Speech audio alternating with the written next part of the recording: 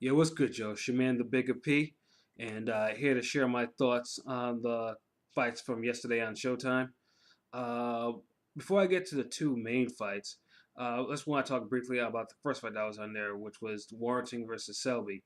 Now, if you had come up to me and say, "Hey, Warrington and Selby will probably be the most exciting fight out of the three that aired yesterday," and I would have took a bet on that. I would have, and I took a bet on that. I would have lost that. Josh Warrington and Lee Selby. I mean, they put on a hell of a fight, especially for someone who's pretty slick like Lee Selby and someone like Warrington who comes at you, but he doesn't have the power, and he's someone who hits even lighter than Lee Selby. Um, Pretty much from the opening bell, that fight was it was a brawl. Selby, I had never seen him get hit so much like he did in this fight. I mean, it was incredible. I mean, by round two, I mean he was getting hit legitimately with Wharton's fist, and he was also leaking from his eye, from accidental headbutt, and then he'd leak from the other eye later on in the fight. But Selby showed me more in this than any other fight I've actually watched him in. He held his ground, and then even when he's the biggest puncher, he still tried. He tried his hard. I mean, he tried his hardest actually to wearing Warrington down, but Warrington was just landing those rights. I mean, everything about it was the jab. You couldn't get away with it. Warrington was hitting him repeatedly with that right hand, and I honestly don't believe. Well, and to me, it's like Warrington should have probably dropped him, but like I said, the man has 6 KOs, so I didn't know. And I think Selby had pretty much a decent enough chin that he could probably absorb his punches. But I was like, it was getting to the point where there was so many shots. He was taking so many shots. I'm thinking to myself, the ref might actually stop this at the slightest sense that Selby starts wobbling. And I thought it was going to happen later on because I mean the other was bleeding. He was bleeding all over the place. I mean Warrington pretty much um, dominated the fight. So when the judges talked about it was a split decision, I was already thinking like this is about to be some absolute bullshit coming up. How that one judge saw Selby winning this fight 115, 113 is beyond me. Uh, that is ridiculous. I mean, the closer. I mean, it wasn't that close. I mean, it was actually a pretty easy fight to score, and Lee Selby did not do enough for a draw, much less to even win a card on any other. Much less to win a card at all. I mean, 7-5. I mean, you'd have to tell me what 7 rounds. I haven't seen the scorecard yet to see what rounds that the judges decided to give him 7 rounds, and I would love to see it. But at least the other cards that were, the other cards were in line for Warrington, and then Warrington, is the new IBF featherweight champion. Kudos to him. But like I said, Selby showed me more in this fight than he did in his other previous fights. I mean, even when he was bleeding all over the place, he still didn't give. He still tried to go. He still tried to win, tried to save his belt, even in the final round. But I guess it just was not his night. So kudos and thumbs up to Lee Selby for at least going out like a champion, and then Warrington for executing a plan to become new featherweight champion. And that fight was in the afternoon. It was on YouTube or Facebook, whatever your poison was. To me, it probably should have been on TV, but I get what they're trying to do. You try to establish a digital presence on the World Wide Web. So you'd make it do it. And like I said, I wasn't mad. It was a great fight. Now on to the doubleheader. First of all, my thoughts on the doubleheader. It should have been a single site. Um, I always think now. I mean, this was a card that originally before I thought it was gonna be in Montreal, and I thought it was gonna be Superman and Jack, and then Russell and Diaz on the card in Montreal, and I was very close to like, okay, I'm gonna pull this trigger. I'm about to make some reservations. I'm about to make a bus reservation so I can take that 5-hour trip right up, and then find something near Bell Center, and I'm gonna enjoy myself. So then afterwards they changed it to Toronto. I'm like, okay, maybe Toronto. Let's see what's all about. See, I haven't been to Toronto in a while. And then they said, okay, it's gonna be a split site. It's gonna be a split site doubleheader. I'm like, oh, I'm watching it on TV. I'm good with that. On paper, I thought this was gonna be exciting. Both fights were gonna be, more exciting. These fights, I actually thought would end in knockouts. For the respective, for Superman it would be Badu Jack winning the fight by KO, or Gary Russell beating Diaz by KO. Surprisingly, that didn't happen in either of those fights. It wasn't even a knockdown. To talk about, I'll talk about Gary Russell and Jr-Diaz first. Um, as I said, I thought Gary Russell would knock him out because I thought this was a huge step for Jr-Diaz, and I thought, after some time, Russell will stop him in the middle rounds. I was wrong. For in the beginning of the fight, Russell starts off trying to air him out to see what he has, and then Jr-Diaz responded with body shots, ripping body shots that had Gary a little bit out of sorts for a little bit. And I'm thinking to myself, okay, this isn't good. You can't let a Mexican fighter start ripping you to the body. And I thought, okay, this is. I mean, between this, I thought, okay, maybe the once a year type of schedule he likes to be on is catching up to him. And I was thinking to myself, I was like, oh my God, I just hope that he does not wear down, or Jr-Diaz gets tired. I mean, Gary made a slight adjustment, and I mean, he started actually pumping his jab more, especially to the body, making him reset. And then, whilst he was doing it, give him a little footwork. Start pivoting a little better. Trying not to get, avoiding getting cut off the ring by Jr-Diaz, who was just pretty much going in a straight line, doing this, doing that. He was just good. There was no feints or nothing to set up some, to have Gary at least forward to set up some sort of attack. It was just moving forward and then ripping to the body. And then when Gary adjusted to that, Jojo didn't. And then pretty much, I think it was after the fourth round, it started becoming what we call a straight wash. It was just like, Jr-Diaz was getting to the point where he wasn't. I guess the handspeed at first I thought wasn't gonna come into play, but the handspeed, just the shoe shining that Russell was doing, it kept JoJo in his fight. He wasn't throwing; he kept his hands in the holster, his guns in the holster. And I'm thinking to myself, I mean, this is probably how a young fighter would actually lose to someone like this. And I thought he would actually he had a chance to catch him late, but especially in the final round. But Gary managed to weather that storm too, and it turned out to be an easy fight to score. I had it 117, 111. I think so did two of the other judges. I think the other judge had it like 115, 113. And Gary retains his featherweight belt. I'm a big fan of Gary Russell. And with that being said, I mean, if I had to grade his performance in this fight, I'd give it a B. B because it was a clear win. Yes, I mean, it wasn't like it wasn't anything to where I could say, oh, no, it was a clear wash on the cards for me. I gave it a B because his offense didn't seem as his offense was busy, and that was what Jr-Diaz couldn't adjust to. But his offense, I didn't think was overly effective. I mean, he marked them up and things like that, and I think other than maybe two shots, I didn't think Gary was hitting the man hard enough to dissuade JoJo from just coming straight forward at him.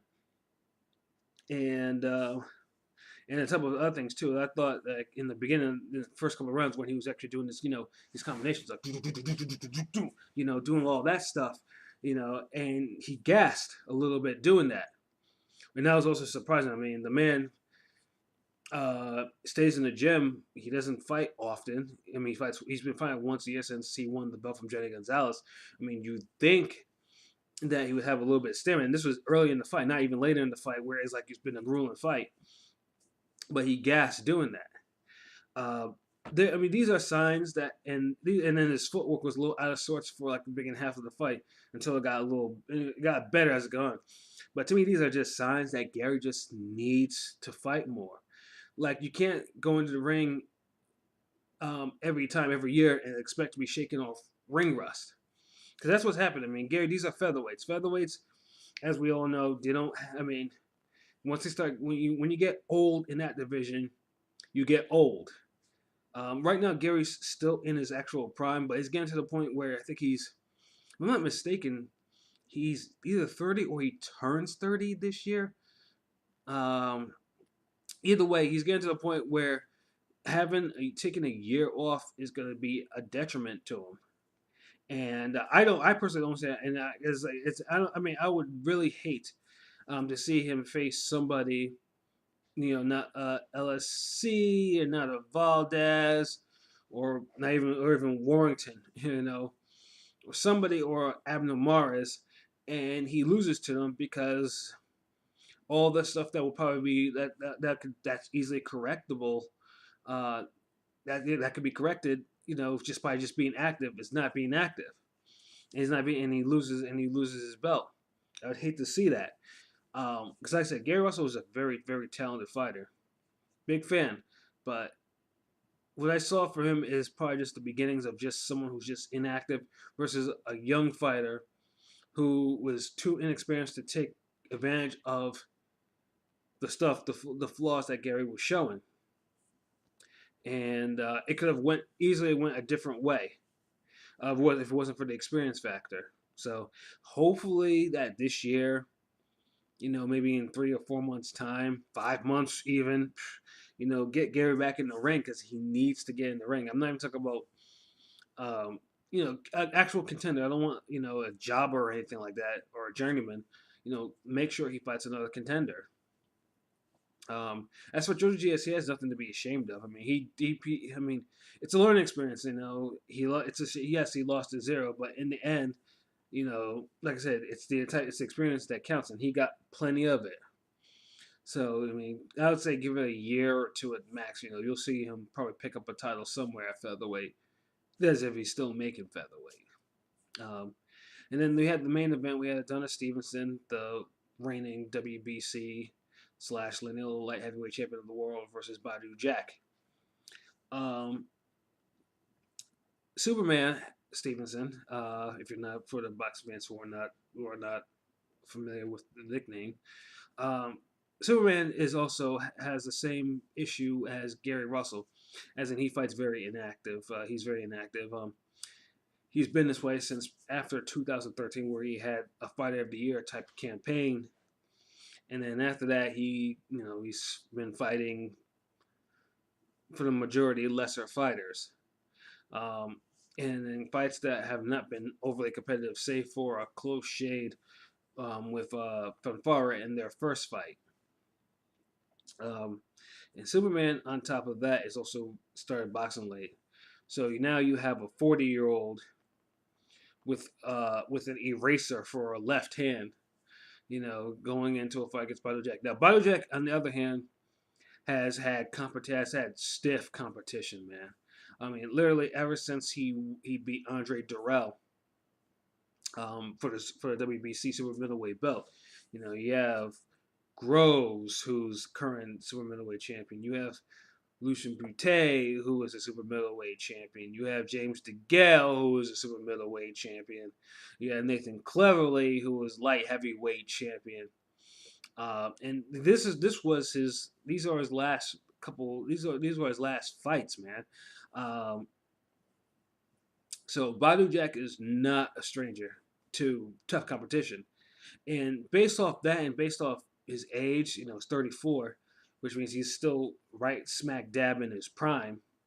I was thinking to myself, this should be a changing of the guard, and Superman's time is up. I was disappointed that it was not so, and it could have been.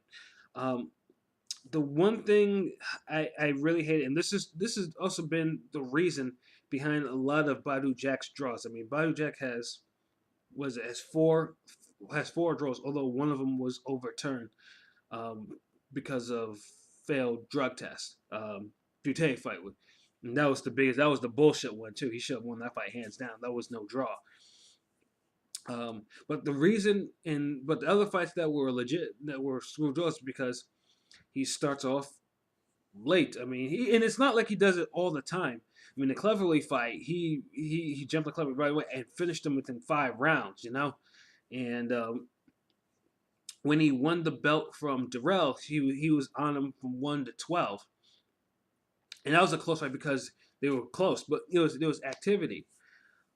Groves fight, he knocked Groves down early in the fight.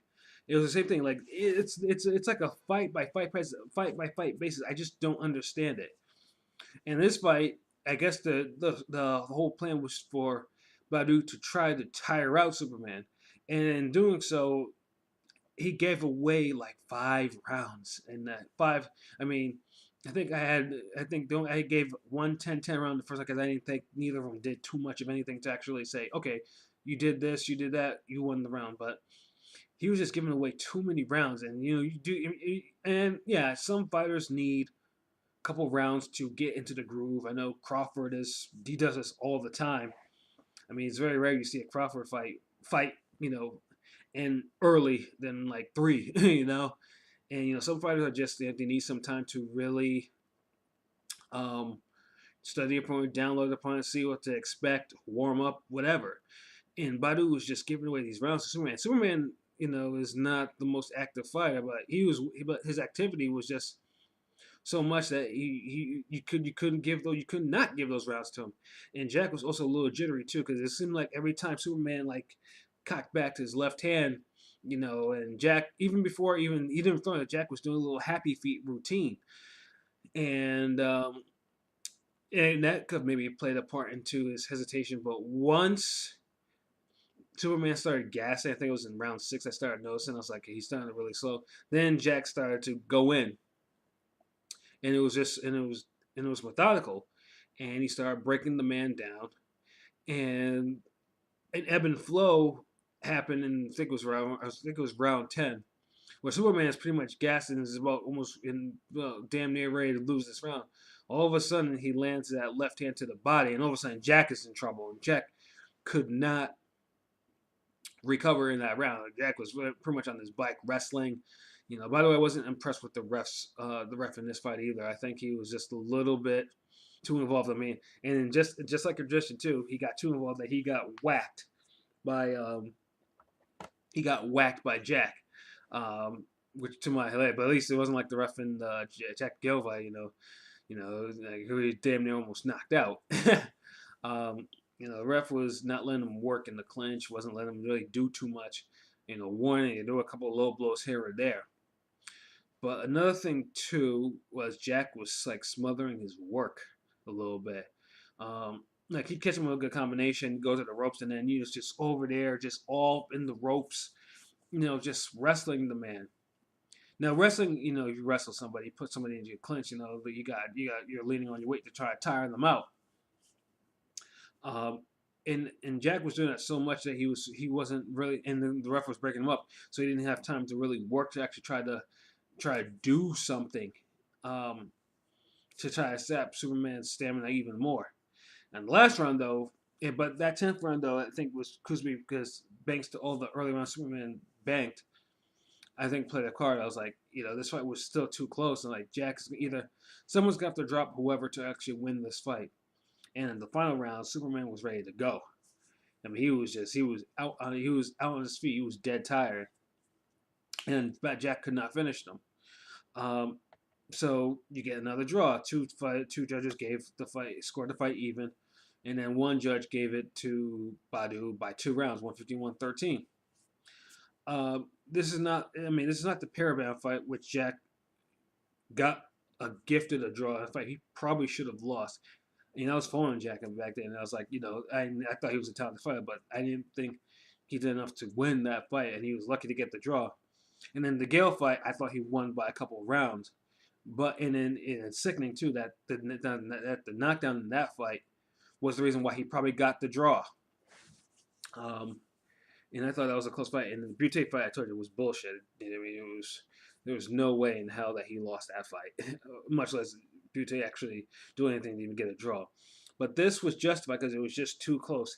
And you're going up into the man's home country. You're going up to the lineage champions division, the man who is the #1 man in that division. You gotta take the belt away. You can't try to. And Jack did not go up there to take the belt away. He didn't. He tried to slick. He tried to drown him late, and when that failed, a plan B. There was no plan B in action, and that's why you got this draw. So I didn't like it when he started blaming Mayweather because he's a Mayweather. That's why he has all his draws. No, every draw has a story. This draw had a story, and it didn't involve Floyd Mayweather. It didn't involve him. I mean, Floyd was just doing what he was doing. He had no part. He didn't. I mean, if he had a part, I mean, he probably would have walked away with the belt and the lineal title. I just hope. I mean, Jack has to realize that if you have four draws, it's not on Floyd Mayweather. It's on you. You know what I'm saying? Um, Beauty fight, like I said, that's bullshit. But the other three were damn near justified. And he's got to do something. And he's got to tweet. I mean, if there's a rematch, which sounds like there might be one, Jack is going to have. And this is he's a Floyd fighter, so I'm pretty sure they're going to entice him a little bit with a little cash. So if there is a rematch, I'm just hoping. I'm just hoping that both men will learn from this. Superman, I wouldn't say. I mean, Superman to learn from this, because the reason why I think he has such a poor performance is he's aging. So Superman has not been the most active fighter, and he's 40 years old. When you get to the point when you get to those two things, I mean, your title reign can end very quickly. And 175 is the one division that has punchers, boxer punchers. Like pretty much any top fighter at 175 can whack significantly. There are some elite punchers at that weight, and there are some damn good punchers at that weight. So Superman is not good. So Superman is not like, and Jack is a decent puncher. He's not a big puncher, but he's a good puncher. He's not one of those great punchers, and he's not an elite puncher at that weight just yet. But Superman's. I mean, I do feel that Superman's time is coming to an end. I mean, even if he's become more active, I don't think the age factor is getting to the point where it's going to affect him. And I feel now that Superman is probably 50-50 with a lot of people, especially with Kova. I mean, Kova, I actually think can beat him. And then, you have Bivol, and you have Better Beef, probably cats he'll never face. I mean, if he's not going to face Kovalev, I doubt he's going to face them for unifications or anything like that. Because those are the other three that the whole belt of division. And you have your Joe Smith Jr.'s, you have your Vazdex, you have your Marcus Browns. You have a lot of different fighters there. 175 is very diverse, with people who have a little pop in their fist, and Superman would probably do well to actually fight again this year, and most likely, I mean, I wouldn't be surprised if he takes a soft touch. If he takes a rematch with Battle Jack, he's gonna have to box just a little bit better. I mean, I'd have to say stop being so left-hand reliant. I mean, that's been a bitch. That's been. I mean, he once was, used to throw some very good combinations and stuff like that, but he's been pretty one-handed for a couple of years now, and that is not going to help when you have a lot of diverse fighters in this division. Superman is getting old, and I think, and he's starting to slow down.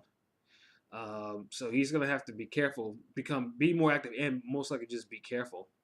Badu Jack just needs to be more active. Like if you want to have a final fine, move your hands, get your jab on, do something to get instead of just giving away rounds. And you can't. And the man's a two-weight champion. I mean, he's 34. You think? I mean, he's had enough. I mean, he's been around long enough, and then to know how things go, especially when you're facing the champion at the division. I mean, he took the belt from Darrell. He did not take the belt. He took the belt from Clay. He just didn't take the belt from Superman, and he could have. The fight was on the table, and even then, like I said, in that 10th round, if Superman did not belt him with that left hand to the body, Jack probably could have won. He probably could have eked the decision. He could have eked a majority or unanimous decision and got away with the belts. But he did not. And then, like I said, you live and you learn. And I wouldn't mind seeing the rematch.